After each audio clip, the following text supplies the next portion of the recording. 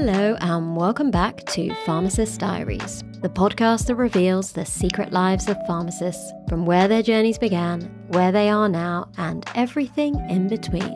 I am your host, Anisha Patel, and today we are super lucky to have Hedva Baronholtz-Levy on the podcast. I'm really proud to announce that Hedva is now an author of a really exciting book named Maybe It's Your Medications: How to Avoid Unnecessary Drug Therapy and Adverse Drug Reactions. The reason why she created this book is she spent over 2 decades as a geriatric specialist pharmacist. She truly understands that the older generation of the population is being prescribed way too many medications, and adverse drug reactions are sometimes overseen as new medical problems, but instead of looking at the drug therapy they're already on, the interactions, polypharmacy, people are just trying to prescribe more medications to try and reduce those symptoms. However, she wants to look at deprescribing, cutting down on medication usage, and truly looking at what adverse drug reactions you're getting from the medications that you're taking, and putting this into really simple language that patients can understand and try and reduce their medication burden. I'm really excited about this episode because a lot of our conversation relates to entrepreneurship. Hedva has the dedication, a fearless attitude, and just the motivation to just keep trying without worrying about failure or if something's not going to work. Throughout this episode, you hear these stories of her doing big, bold, and courageous things within her career without thinking of the consequences or all the problems she has to solve. And I absolutely love that. It's inspiring for me as a podcaster and someone who's trying to have, what we call a passion project. This podcast is a passion project of mine, and everything that I've learned from it is completely new and different to what I've been doing in the pharmacy space. So to see her build a business, her own consulting business with the geriatric population, to be an author, she moves cities once she meets her husband, and we laugh a lot on this episode because we followed our husbands for love and how we adapted to a new environment and built our careers even though we had to move to a different city. So it's an amazing episode. She's an incredible pharmacist. I'm really proud to have her story launched on my podcast, and I hope you guys enjoy it. Hey guys, before we get into this week's episode, I really want to remind you about the discount code that I have for thenakedpharmacy.com. As my listeners or viewers of the podcast, you'll receive a 20% discount using the code PD20. Both myself, my husband, and my children are using the products, and we're absolutely loving them. I really want to advocate for this brand because, number one, it's owned and created by a pharmacist,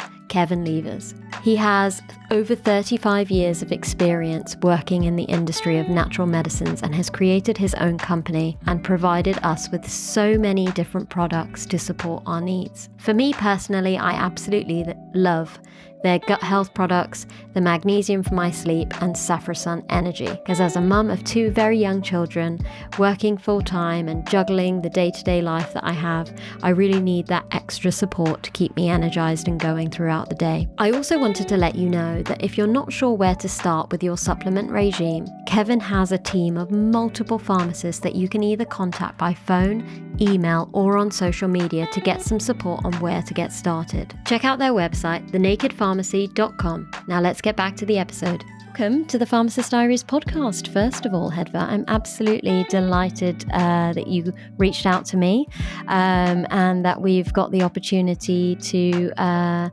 hear your story and your journey within pharmacy. So welcome. Thank you so much. It's a pleasure to have this opportunity. Absolutely. I guess everyone always knows that I start my podcast by asking you why you became a pharmacist in the first place. So what's the story to that one? The story started, I went to college thinking I wanted either business or medicine. I really didn't quite know. I have no pharmacy family in history in my background, nor medical relatives essentially. And when I went to the University of Michigan, I had eyes wide open and quickly learned that business wasn't the way to go. So I was thinking about medicine and did all the pre-med courses and was working my way through some of that. And wasn't quite sure that medicine was the route for me either. I was thinking of the long haul of the education and the rigors of training, and part of it had to do with the messiness of health and how much patient involvement I wanted. And I really had no idea about the Doctor of Pharmacy degree.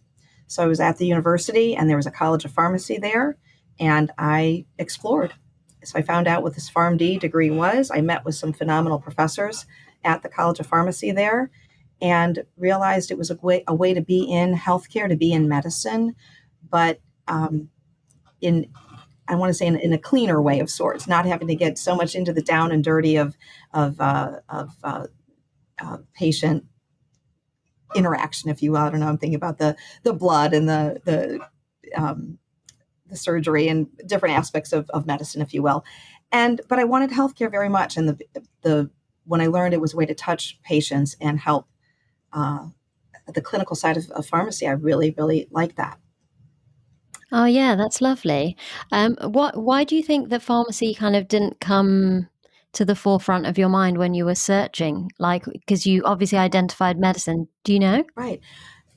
I love the question. Probably because, as most of us would experience, or again, this is in the 80s. I graduated high school in 1983. So pharmacy wasn't a glorious profession. I didn't know pharmacists except for the local pharmacist in my small town. And it was therefore medicine, the medical shows, right? The TV shows. I'm trying to think of the shows at the time where there was those cool doctors. And so you saw that piece of it. So it was probably just an awareness. And that's why I think part of my I don't know, modus operandi when I talk to people, I recognize people don't appreciate all that pharmacists know and what we can do. So maybe that's all part of it. Yeah, you're right. And I still think, I mean, that was in the 1980s. I still think that we have a long way to go to catch up, because we are amazing as professionals. And I think in the UK and in the US, we're really fortunate that we are highly valued as healthcare professionals. But I think in the UK, we still don't showcase the profession as much within pharmacy. Like, we don't showcase ourselves as much as we could or we should. So the public have a really good perception of what pharmacists do. Even like retail pharmacy is kind of considered the heart of the community here. Mm-hmm. You will always find in England on your high street like 1, 2, maybe even 3 pharmacies. We don't have the big we have big chains, but we don't have big drive-through pharmacies and those big CVS and Rite Aid, and it's not as obvious when you're driving around the same way that is in the US. But on your local high street where you would live, in your town, in your village, in your city, you would find lots and lots of pharmacies. And you do find that the public go to a community pharmacy first before they see their doctor. Mm-hmm. And I think that's amazing. Like, you can literally walk into a pharmacy and get support. You don't need an appointment. You don't have to worry about whether or not the doctor's available and then rushing a consultation because they only have 10 minutes per patient, so it's such a great, aspect of our profession. But I don't necessarily think that pharmacists themselves feel good about that, because we're quite overworked at the moment. We're quite stressed. We're quite burnt out by the number of prescriptions that we constantly need to fish through in community pharmacy. And it's always an interesting topic of conversation when it comes to showcasing who we are, because I still think that we have so much more that we could give and share with other healthcare professionals as to what we are capable of. Yeah. And I think we always talk about how pharmacists are the most accessible healthcare professionals. You can walk in the pharmacy and speak with a pharmacist, but the burnout is huge, right? I was at my state pharmacy convention this past week, and I was speaking with the independent community pharmacies in town, in the state, are really fighting to stay alive, but they have to be innovative. And pharmacists are getting out in front of the counter and doing the medication reviews and taking advantage of other opportunities. But I think we don't know how to toot our own horns in some ways, like you mentioned. But we have so much to offer. And I feel like, all our payer systems are, I think, different, but to get in front of, if we could do more primary care and get reimbursed for helping patients understand their medicines and get rid of the unnecessary ones, which obviously I focus on the older adults, and we have so much over medication use and people not understanding their drug therapy. Yeah, no, I'm with you on that. And I'm sure we'll talk more about that in a little while. When you were at university, I mean, obviously this is in the early 80s. You had just about qualified as a pharmacist, right? What were your thoughts on what your pharmacy career would look like? What were your aspirations at that time, and where did you want to go? Yeah. So I was in school 85 to 90 generally. So I graduated in 1990. And I'm trying to think how much what I thought then turned out to what I would have, and probably not so much. As I went through pharmacy school, I gravitated toward the older adults. I think that had to do with my grandparents' involvement with their care. And as I was graduating, it was towards the end of I knew I wanted to do a residency. I guess that came up first. And then the idea of being I'm blanking on the term, working in a hospital setting to be the pharmacist to bring us out of the basement, essentially. Clinical coordinator of pharmacy. That was the hot position in the early 90s. And somehow that formulated that acute care setting in a hospital where it'd be that clinical coordinator. So a smaller hospital. I didn't want to be in a big tertiary setting, and I knew I didn't want academia. So somehow, and then I got a model of a pharmacist who was working in the community setting. She was in the Washington, D.C. area, and her profile was written up. So as I was graduating pharmacy school, I tucked that profile that I read in the pharmacy journal aside, and that's what I came back to several years later. But it was initially that residency clinical, wanted to get into be that clinical coordinator type focus as I went through pharmacy school. And that's what my initial direction. Absolutely. That's great. I had the same experience, very clinically focused. And a lot of the degree is very clinically focused, and you can easily gravitate towards hospital. I completed a residency here in the UK myself and absolutely loved the experience. All my listeners know about that because I talk about wanting to be a resident pharmacist all over again because I thrived in that very busy, productive, pressured environment. Like, it was a really amazing opportunity to learn at such a fast pace, and it's always nice to meet other people who have been through that experience. So yeah, tell me about the first few years of your career and that foundation that you built as a pharmacist, and I guess a little bit about what kind of skills that you felt that you learned. And obviously you've gravitated towards the older population. How did that journey, I guess, evolve? Yeah. So for my residency year, it was a challenging year for me. I think some of the natural therapeutics, the clinical, I want to say, didn't come super naturally to me. I really had to work at it. I think because I'm a very type A perfectionist type of personality, and I've come to recognize that the pros and cons of that personality, if you will. But things came together. So my story, I have to expand a little bit and go back to my internship opportunities when I was a student. So those molded me as well. There were a couple so the way I used my summers when I was in school yet. One of them was working with the Pan American Health Organization in Washington, D.C. I went down to with the students who, this is just the general university students. We were on the Hill, so a lot of students were working with senators and legislators, but I chose a health-related organization.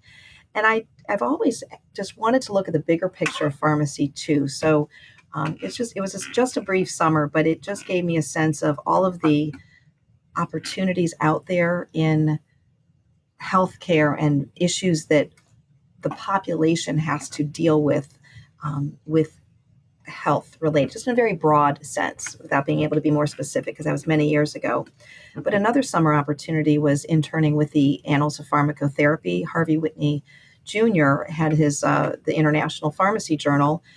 His offices were in Ohio, not too far from where I was at University of Michigan. And I had an internship with him, which really opened my eyes to, again, the breadth of pharmacy, the knowledge, the publishing world. And that drug information piece has always been part of my love. So all of this, it wasn't part of my core curriculum, but it just built my interest and expanded where I was looking in the pharmacy world, I guess, if I'm describing this well enough. So then I graduated, and I did my residency because that's what my goal was to do. And I did focus on older adults. I took a couple extra rotations with the senior population. So I was trying to hone that, but I also took 2 drug information rotations. Also, I love the drug information and the publishing aspect and that type of thing. So then when it came time to look for the job after that residency, I wanted to go back to that Cincinnati, Ohio area where the Annals of Pharmacotherapy offices were based, where Harvey Whitney was located. And sure enough, I was able to get a job as that clinical coordinator. So the stars kind of lined up. And I also worked part-time as assistant editor with the journal, Annals of Pharmacotherapy. So I guess talk about overachieving. I worked 1.25 jobs essentially those first 4 or 5 years of my career, because I had a passion and I just wanted to have both. And so I was able to bring pharmacy out of the basement and justify our cost savings and all that stuff that we have to do as pharmacists, right? And also work with the journal and enjoy the research aspect, the publication aspect, learning so much about that part of our profession, which is essential. If we don't publish what we do and further our knowledge in pharmacy and drug therapy and clinical services, we're not helping our profession. So I have those 2 aspects. So those were the first 4 or 5 years of my career, was kind of doing both of that, if that makes sense. And I love that, because I'm in pediatrics and education, and obviously now I found my podcast. So a very creative side of being a pharmacist. And it's a passion project, something that I do for fun. But you raise a really good point that, number one, we're so fortunate that we have the ability to do multiple jobs with completely different skills. One which is very kind of patient-facing, very clinical, making really good decisions for patient care and improving how they manage their medications, or reducing adverse effects, or looking at interactions. You've got that kind of connection with a multidisciplinary team in the hospital. You're looking at guidelines like your formulary, finances, and it's your type A hospital pharmacist. But when you mix in the skills that you get from a drug information role and looking at multiple resources to solve a problem or summarize information from multiple resources to maybe, add information to a formulary, or explain to a doctor why they could use a certain dose, or why an interaction exists and what the mechanism of action is, by summarizing lots of different resources, you learn at a really fast pace, especially in your foundation years, but you also gain a whole new set of skills that align really well with the hospital job, right?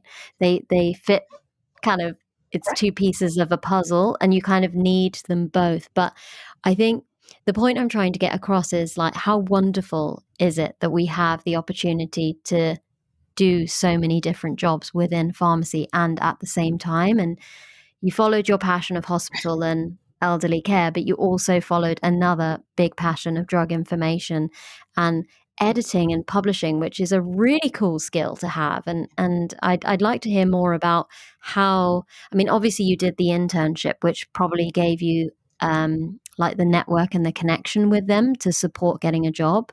But do you have any tips for people who might be listening that want to get involved with editing or publishing in terms of how they would get a job in that area of practice? Yeah, I like you said, it was just a very natural flow, and Harvey Whitney has been was a mentor of mine too. So it was a special relationship. There are so many opportunities though to get involved with. First, I would say peer reviewing articles. Get involved on with any pharmacy journal and volunteer at request to be a reviewer of articles, and then you get to know that flow. There's might be opportunities then to be an assistant editor. They're looking always for help with the journals, I think, just to manage the flow of the manuscript. So there's opportunities but you have to look for them and find out. I know some of the journals are, even those that are maybe part of a larger publishing house, the specific journal might still need an assistant editor and someone on the editorial board, I think, for support in moving the manuscripts through. But I would think searching to get on an editorial board is probably a good start if you actually just to get familiar with the journal, and then find out that's how you can learn about employment opportunities. I think the publishing world has changed. I'm a little hesitant to say too much because at the time, Annals of Pharmacotherapy was a small publishing house. It was just a couple journals and book publishing, and so much today are the umbrella organizations are publishing. But I would say, if you're interested in that, I would think to start by getting to know a couple specific journals and the editorial staff on those journals. Amazing. That's really good advice. Thank you. So take me along your journey. You did 4 or 5 years of this, combination role. What were your kind of next steps, or what was the growth that came from those jobs? So life happens, right? And I don't know what would have developed. It's beautiful when you look back on your life and you don't recognize it moving forward because you're just making decisions and doing the best you can and moving forward. And then you look back on the years and you see where that path led, and it always seems to work out. So I was happily working on splitting my time, doing the above and beyond 1.25 jobs, if you will. And I met my husband, my future husband, in Cincinnati. So things evolved, and once we got married, he's a physician and ophthalmologist, and so he had limited places where he could find a job. He was doing his fellowship is where I met him in Cincinnati. So we ended up moving to St. Louis, where he was from. And I had to make the decision of what's my next step. So there was a natural break for me. And without going into too much detail, I looked at my options. What job options were in St. Louis. I always had this idea of being self-employed. That entrepreneurial spirit has always been in me, and that's a fun one to peel back and figure out where that came from. So we can talk about that. But it was really at that time in 1995 that I went back to that article that I found when I was still in school about the woman who had a community-based senior practice in the Washington, D.C. area. I'm a saver. I'm an organized person. I pulled that from my file, and I actually met with her in Washington, D.C. to learn about her model. And I decided that was the time when I moved to St. Louis, I would start my own business, which is what I ended up doing, a senior care pharmacy practice. This is 1995. As I mentioned, I'd always been interested in that aging population. I had this model of a practice, and I went for it. There were some some challenges because I was moving to a new city and starting it rather than starting it in a city where I was already established and had more medical connections. But that was the start of my ride, and I made the shift. So there's kind of like a distinct demarcation in my career when I moved to St. Louis and started the senior care practice.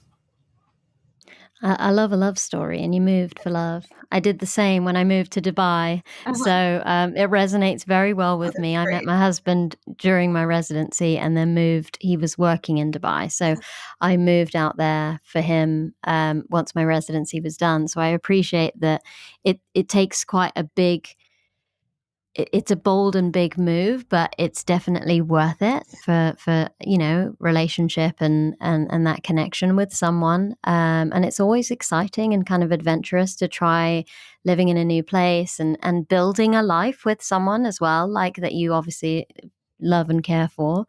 So yeah, it's like you went on a little adventure together. And sometimes it feels a little bit unexpected and unplanned, but that's kind of the spontaneity is part of the journey, right, in life. You just have to take that leap and go with it, right? And yeah, and I always say no decision is so embedded in cement that you can't make a shift. But yeah, it was definitely the relationship took me there, and I knew it was going to work one way or another, because that's also the personality I am. We're just, I think as pharmacists, many of us, we're go-getters. We're going to get the job done. agree. That was in my mind. And I love that. Yeah, no, I love that about pharmacists. And you're right. I've met so many that have just like what you've said is your story is you're moving city. You don't know anyone, like you said, in terms of your connections within pharmacy. They would have been very limited, especially with the aging population. And to go and have the courage to not only just get a job, you actually built something from scratch at quite a young age. I mean, you'd obviously only been qualified for 5 or 6 years at that point. So you're still very young. So to go out and actually do something that's quite new as well, setting up your own practice must have been quite new for a pharmacist to actually adventure into at that time as well in the 90s. Right. Yeah, late 90s. Yeah. Right. Yeah. And you're right. And I never even thought about, age where I was in my career. I graduated. So my residency was done in 91. In 1992, I got the BCPS designation. That was the second pharmacy specialty designation available, right? So I always said, I'm the smartest I'm ever going to be when I finish my residency. So I advise anybody listening, if you're going to go for a board certification, do it shortly after your residency. So I had the BCPS with my designation, but you're right. I was 7 years out of with my degree. I was a practicing pharmacist when I started that, but that didn't even faze me. Now, one story I'll share. I thought when I hit 30 years old, then I will be an expert. There was something about I was still in my 20s. You're right, and I thought, well, I'm not worthy yet. But when I hit 30, so guess what happened when I turned 30? I was no different. I felt no different than when I was 29. But so it's just that internal side that, I'll be the expert when I hit 30. So I'm still looking to become the expert, but that's another story. But there was no doubt I was just going to get it done. Right. So you figure I learned what a business plan was. I just figured it out. And I think I see all of my colleagues, so many of us in pharmacy, we see a problem or a gap and we want to fix it, and we figure out how to fill it in and improve the system that we have. Pharmacists are very good at that, for sure. We're problem solvers and we love it. If we weren't problem solvers, we wouldn't be doing this job, because it's one of the best skills that we have. But I love that you're in your 20s and you move cities and you have no fear setting up a business with quite limited business experience. It's not something that you learn in university either, like at college. It's not something that's built into the curriculum. But I think people who have that entrepreneurial spirit within them, and maybe they don't know about it. Like for me, I 100% did not know that I had this in me. I'm 3 years into this podcast and it's developing into a real business. I can see it happening. I want it to happen. I'm motivated to make it happen because I like being my own boss. I've realized how much I enjoy the creative element of doing things the way I want to do them and not being told what to do by my employer, which I'm fine with. I am employed and I do follow the rules. But there is a sense of freedom. There's a sense of enjoyment from making your own rules. I also love the idea of just trying things without any fear of failure in terms of the entrepreneurial life. Like I actually enjoy trying things and seeing what happens, even if it's not a great outcome. I use it as an opportunity to learn and grow and change and mold what it is that I want to build. And the podcast has, started off as audio, is now a video podcast on multiple platforms. I'm reaching a global audience. Now I have a website, which I built during my maternity leave with a newborn in my arms. You can get it done. Yeah, just get it done. And I love that we're bringing that up in conversation today. And I love that that's how you feel about your role and what you've built to date, because you just go and get it. You take what you feel like is yours in terms of building something that is going to support people or support a service or solve a problem. Exactly. I love that.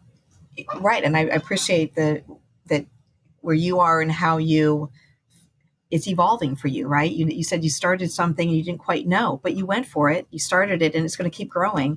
And what you touched on about failure, I'm so afraid of failure, but to look at it as it's not failure, it's a learning opportunity.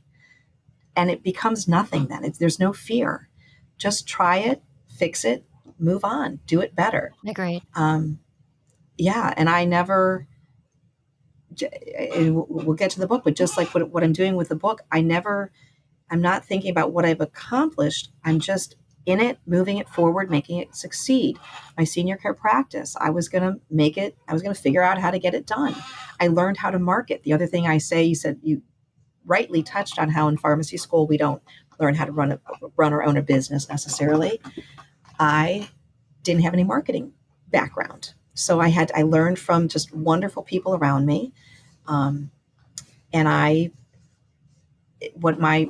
guess because of everything just evolved, where the world I was networking in were all non-pharmacy people, non-medical people. It was the gerontology world, the social workers, the elder law attorneys, the home care agencies, people who care for older adults and are part of helping them stay healthy and independent in their home, but they don't have that pharmacy background. So I had to market what pharmacists can do, because everyone pictured pharmacists are behind the counter counting pills. So that was part of the enjoyment and excitement, I think, in bringing our profession forward and doing what we really can do, showing people what we're able to do.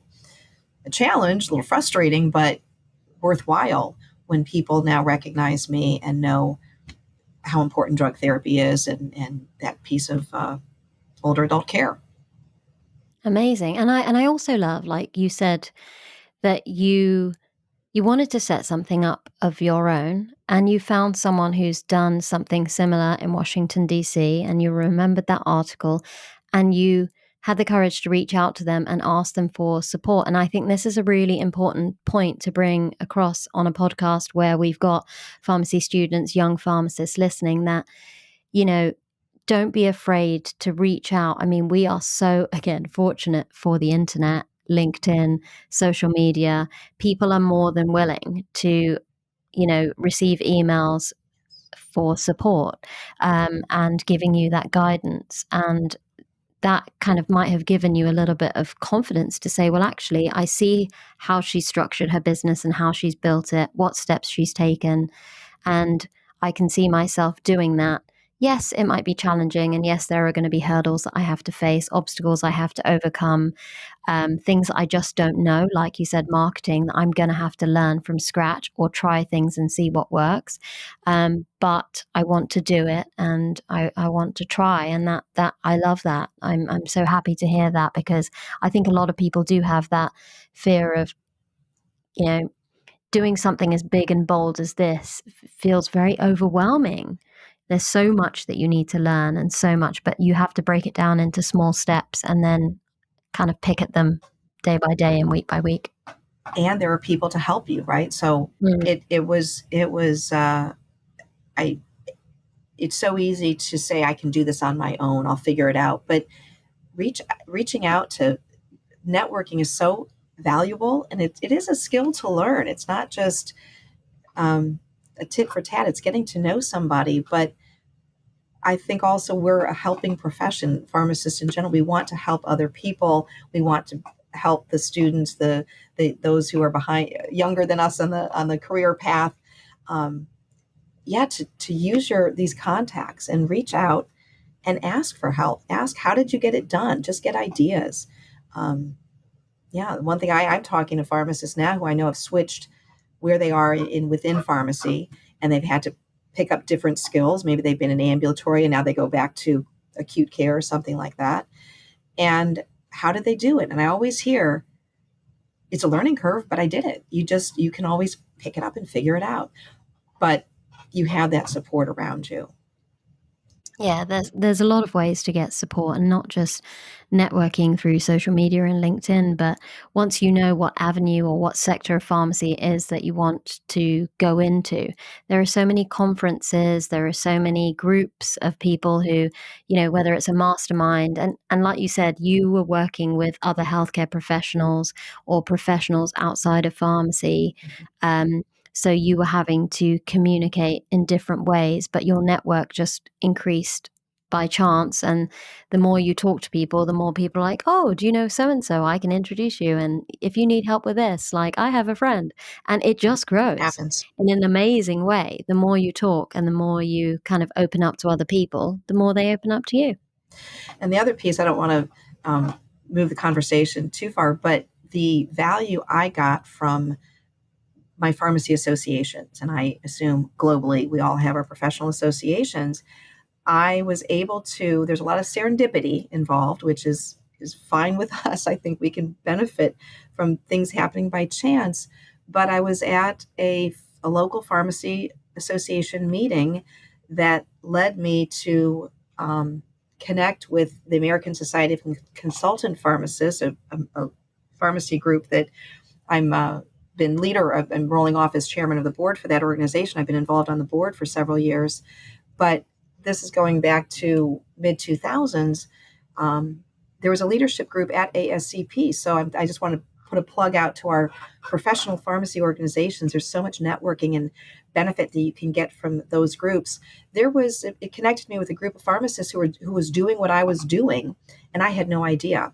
Community-based senior care pharmacists.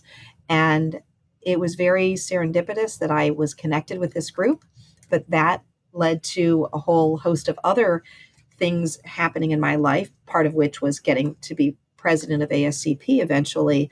But for the first time, after 10 years of doing my own business, I found other people doing what I was doing. And I needed that to support me, to get more ideas, to know that I'm on the right track, that this is feasible. Yet it also helped me realize that, wow, I've accomplished this. I'm on equal footing as you people that I revere, but there was nothing different or special about them. I just didn't realize. It's hard for me to appreciate how much I had done on my own. Like you said, with that, I conquered my fears. I just went out and did it. But I was doing it on my own as a pharmacist, and it was great to connect with others. So that networking piece is so valuable. Don't know where you'll always find those people, but you've got to put yourself out there. I think connecting with go to meetings, find ways to meet other people with similar interests, and it'll happen. Agreed. I'm totally with you on that, and I love that. I told you this conversation would go off topic, didn't I? It'll go where it goes. I love it. Yeah.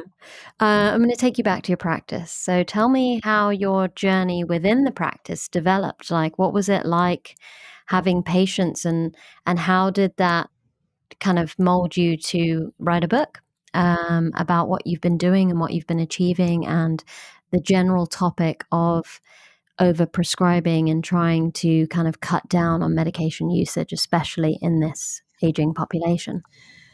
So the story would be, I remember those early days of when I had my brochure together and the business card and the letterhead, and it was all ready to go. And then you have to get your first patient, your first client somehow.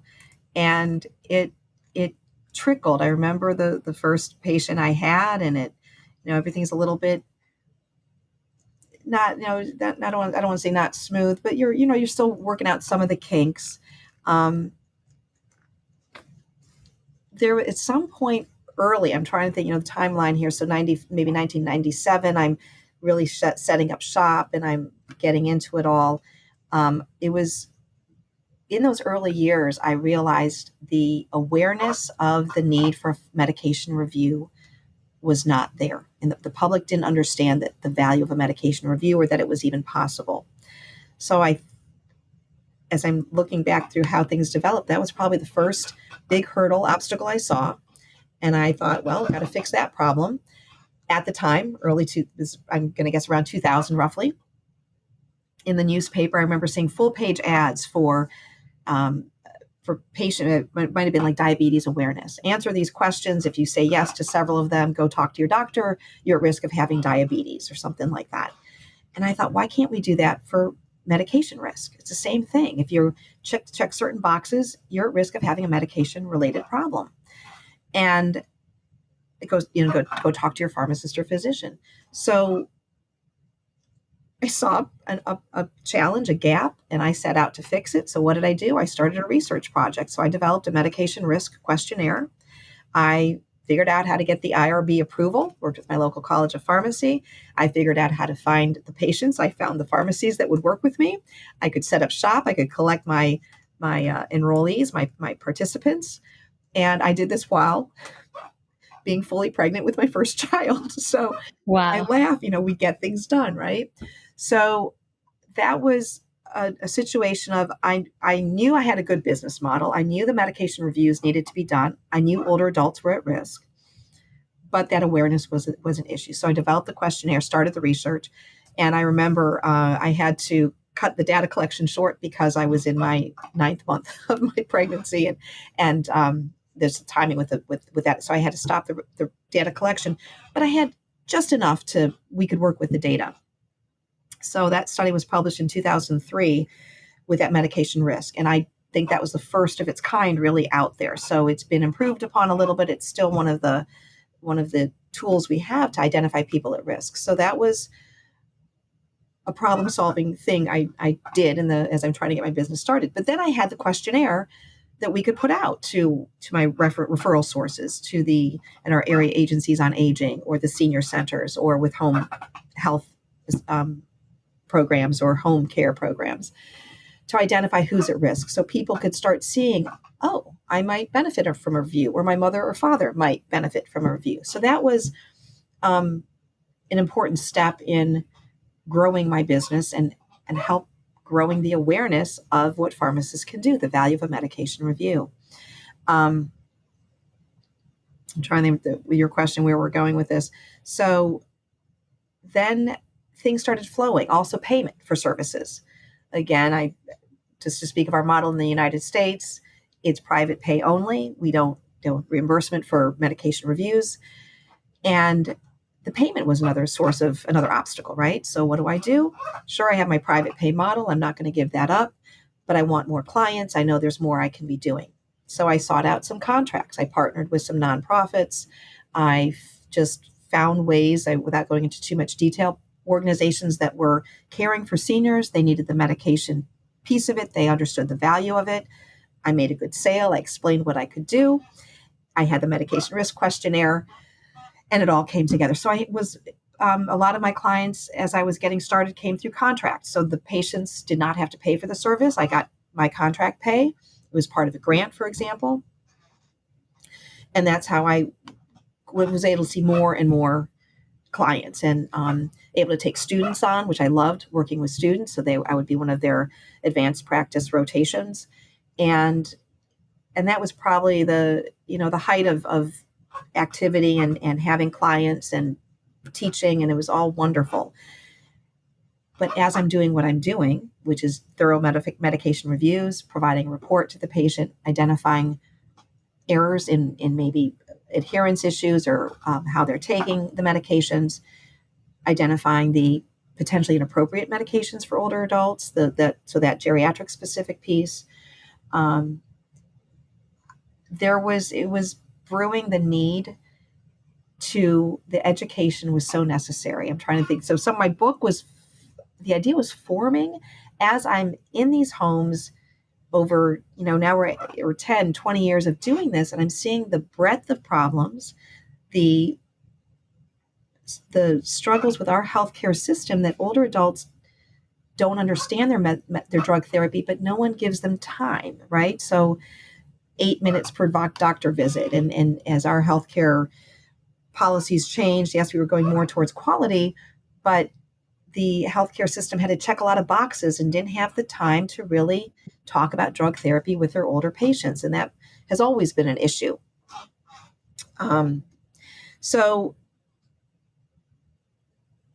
I recognize that just that goal of wanting to get more, there's so much education needed, I guess. I also want to, not to make this sound too messy, but I was also teaching at a local university in gerontology. So again, educating non-pharmacy people, finding that comfort level, because no one was really addressing the medication issues to this group of people who are working with older adults. So I found a niche there. So I was teaching a course in aging and drug therapy. And so a lot of the material, so I'm a teacher at heart, right? A lot of pharmacists are. We're educators. We want to teach. So I'm seeing the nature of the problems in the homes. I'm putting together the material, I think, naturally as I'm teaching students about these issues. I'm also teaching the older adults. And I have this idea that book is necessary. The book is going to come. So I had to eventually delve into what's that going to look like, who's the audience, and then get into the author, put the author hat on, right? I'm wearing a teacher hat. I'm wearing the clinician hat. But there's always more to do. So I'm thinking back to your question, put me back on track here. But it was just years of, as I'm accumulating the time and working with patients, the need for educating everybody about older adult medication issues was just growing in my head. And that led to the book concept. And I love that. Oh, what a great story. You're advocating for them as a cohort and sharing that story and a lot of your journey, as well as a lot of evidence within the book it's beautiful, really.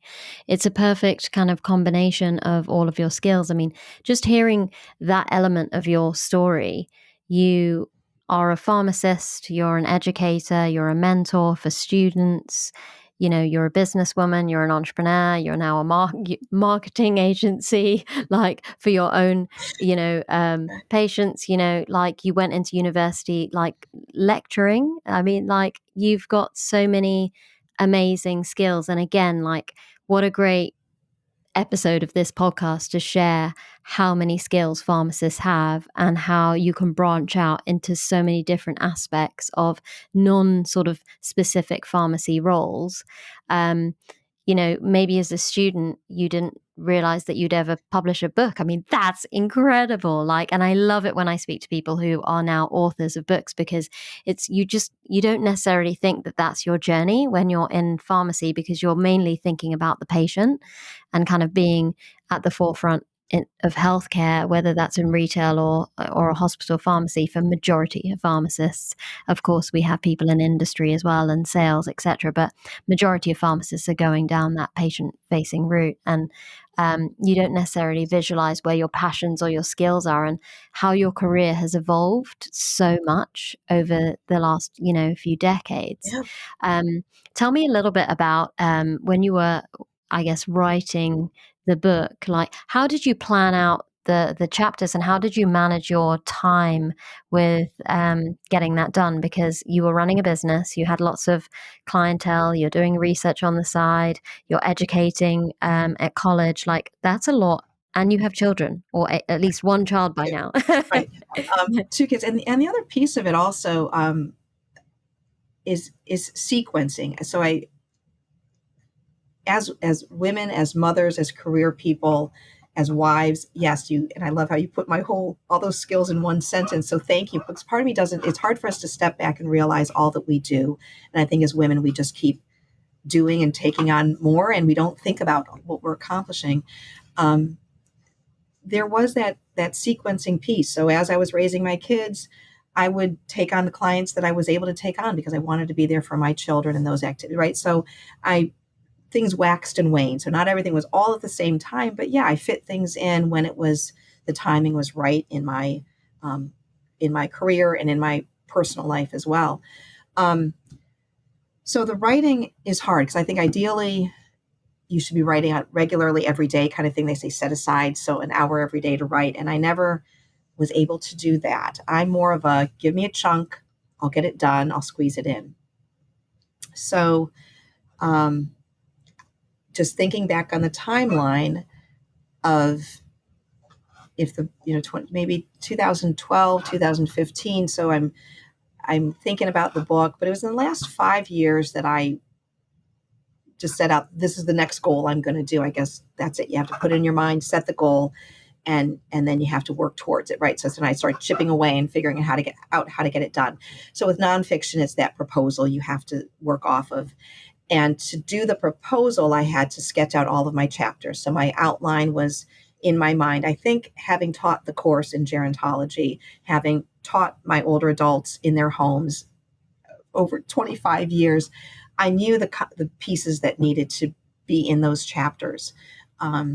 So I remember taking time. I went to the local library. I went away from the house because had the young kids, or I'm trying to think what age they would have been, and just needed to get away from the family and the dog and have my own private time to work on the book. So I would do the initial research on just the demographics and the data on medication use, which is in the first chapter of my book, basically. And I remember doing that, setting aside that library time, if you will, to do the research and write. Sketching out all the chapters. That was my next phase. I wanted to have a rough draft, essentially, of all my chapters before submitting my proposal and looking for an agent and going that next step of the publishing process or the writing process. And I couldn't even tell you when I found time to write. I don't know.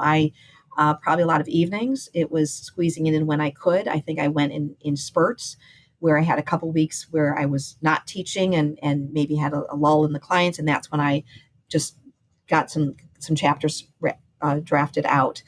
And then I would have to ramp up some of the other stuff I was doing and then go back to that writing. So it was more of a fits and spurts writing for me, I think. But then when I got the proposal done, I knew I wanted to find an agent. I wanted to go the traditional route rather than self-publishing. And that was, again, a decision point for me. I, by accident, found out about a local authors group. And I want to say, if anyone's interested in writing, there is a local author group where you live. I have no doubt. I just had no idea they existed. So I connected with one of my local writer groups, and that helped me with my learning curve about publishing, finding an agent, the social media platform, all that's necessary to be an author. So I kept chipping away at what I didn't know to become more comfortable with what the next steps were, which for me was finding an agent. Should I go on and talk a little bit more about that? Yeah, Story? absolutely. Okay. Yeah. No, keep going. This is amazing because, you're bringing back the element of networking and finding a group of people to share a journey with. And that theme is coming across on multiple times in this podcast episode, is that you don't do things alone. Yeah. You can do things alone, It's a lot but you harder. don't have to. Right. You don't have to. There are networks, like you said, and you didn't know that these groups existed and you found them, and you must have learned from other people. And it's always nice to be around like-minded people who are on the same journey. You support each other, encourage each other. They'll all be at a different point of the journey. So they may be 2 steps ahead of you or 2 steps behind you. You can help someone else, but you're being helped by another member. And that community can be a really wonderful experience as a first-time author.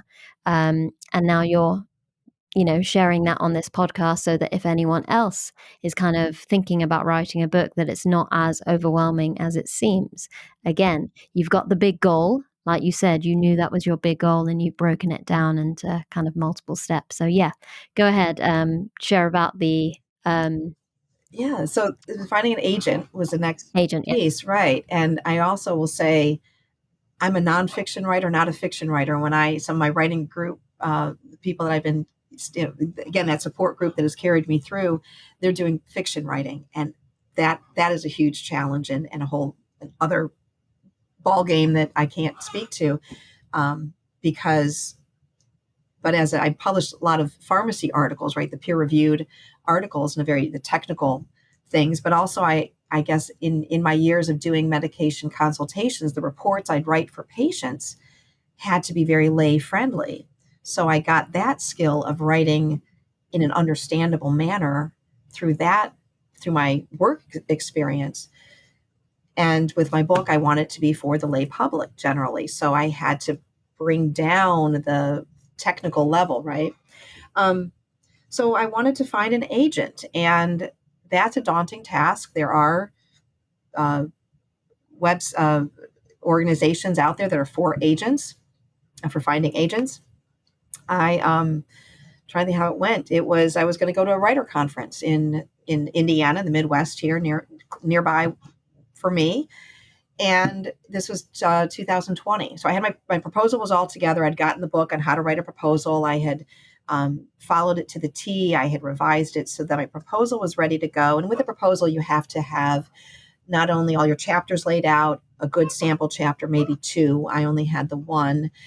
But your comparable titles, the competitive titles, why you're different, why you're the one to write the book. So you really have to, it's your proposal of why this book should be published and why you're the one to write it. So it was early 2020 that I was going to go to this Midwest Writers Conference and pitch to some agents. COVID hit. So the in-person meeting was canceled and to be reset later. So fine. Okay. I had several more months to keep working on my proposal, revise it a little bit, work on my pitch, which is that you have 30 seconds or 60 seconds to sell somebody on why the book and why you. The meeting was reestablished virtually in November. So I had those 6 extra months essentially to now do virtual pitches. And it was, I want to say it was just pure luck, but I also have to remember I'd been preparing and working and trying very hard to get to this point, but still, I pitched to 3 people virtually at that meeting. And one of them was very interested. He said, I like the idea. He was getting to that age himself, he shared, and he understood. He said, I'd be interested in your proposal. So that was phenomenal. I also then did some blind pitching through these agent organizations to reach out to some others just to see if there's other agents that might be a good match as well. And I did get a couple pieces of interest, but I ended up going with that first person who I met virtually. Just shout out to Eric Meyer's literary agency in New York. But I have an agent. So anyhow, so I got the agent. We signed early of 2021. And his first suggestion to me was, you got to keep building your platform. I didn't really have my Twitter account yet, had my LinkedIn, and I'm not a social media person. So of course it was challenging, but necessary. So I was working on that diligently. And eventually he waited a couple months, but then he started pitching to the publishing houses, which is the next piece. So he takes my proposal, which is what I sold him on for taking me on as an author. He essentially took that to the publishing houses, to the different acquiring editors is the term, to find one that would be interested in this book. So it was almost towards the end of that year that we got a couple offers, if you will. One of them was not ideal. So I'm like, okay, cross your fingers and wait. But as it happened, Skyhorse came through. So Skyhorse made an offer, and it was couldn't turn it down. It was wonderful. So got the publishing house, got my editor in early 2022. So a year later. I should have been doing more writing in that year while we're trying to find the publishing house, but I was busy trying to do the social media thing. I was also working, and it's parenting. It's hard to sit down and write every day. So forgive me on that. But anyhow, so I get the contract early of 2022, 6 months to get my final manuscript to them. Mind you, it had been all drafted out, but it was a couple years old. And it was a lot of writing. So the next piece is, again, entrepreneur. I can tailor my business as I needed. I was able to really see minimal clients. I just kind of took a little hiatus. We can do that from my clinical work, and wrote. So for 6 months, I was nose to the grindstone. I was writing. I say in a very laughing way that if you give me a deadline and a project to do, I knew exactly what I needed to get done every day, every week, every month, what part of the book I had to have revised. So I can look back and say, I did it. It was a challenge, but I got it done by October of 2022. And then, and things were evolving as the book is, while I'm under contract to get the manuscript done, I was talking with the editor about the cover. So those decisions were made. I had no idea, but in just after that summer when the contract was signed, I'm still writing this book, mind you. Bookstores could order it. I had a friend who placed an order on Amazon. As I'm still writing this manuscript, right? I'm like, I'm hoping it's going to come through. But all of this moves along as they're waiting to get my manuscript. And then there was the editing process, which took a couple months, getting the feedback from the editor. And then to final publication. So I kind of shrunk up those last few months, but just lots. You made it though. You made it. And congratulations. That's a huge win, a huge achievement, and something to be very proud of as a person as well as a pharmacist, because you're combining your profession with a very creative way of sharing a few decades of hard work and, determination to advocate for the, aging population and raise awareness of a lot of issues that are happening within society. So that's, a really big achievement and one to be very proud of. So, a massive congratulations there. Thank you. And yeah, it's advocating. I want to start the conversation.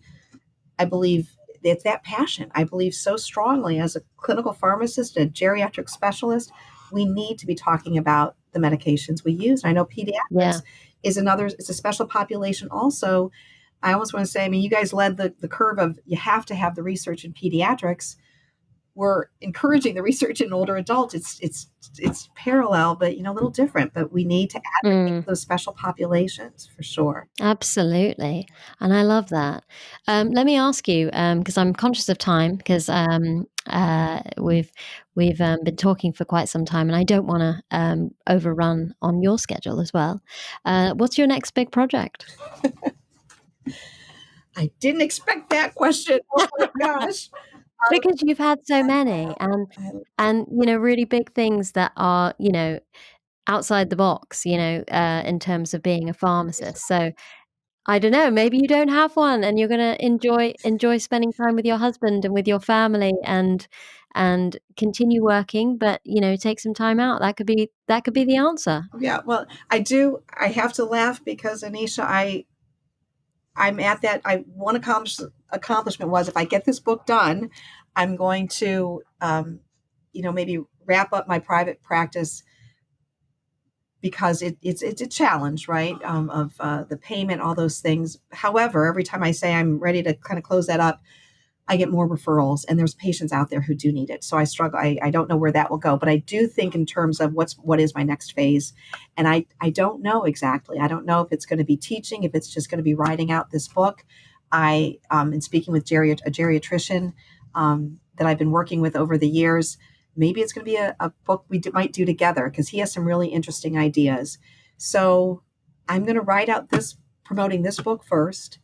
I do see second edition ideas for that already, and then maybe another book, but it is to be determined. I'm just going to see where the tide moves from this moment, but I do need to just breathe because it's been a whirlwind of a couple years, I have to admit. Yeah. Absolutely, and you deserve a break. Yeah. You've done a lot over the last couple of decades, and for sure it would be amazing to, take some time for yourself and figure out what your next adventure is going to be. I will, if you could send me that initial article that you, like the research that you did and the risk assessment tool, that would be amazing for me to share on today's episode in terms of the show notes. Yeah. I will 100% share, obviously, links to your website and your social media, a link to your book as well. That would be amazing. But I've really enjoyed getting to know you, and we have a few things in common, but it's always really nice to find a pharmacist who is also an entrepreneur and kind of interested in the business realm of pharmacy. And massive congratulations. Really, you should be really proud of everything that you've done to date. And it's been inspirational to hear your journey. Well, thank you. And I hope I conveyed it well enough, but it's rewarding. And I think pharmacy has so much to offer us. We just have to grab it and make a difference. We all can make a difference. But thank you so much for letting me share it and talk about it.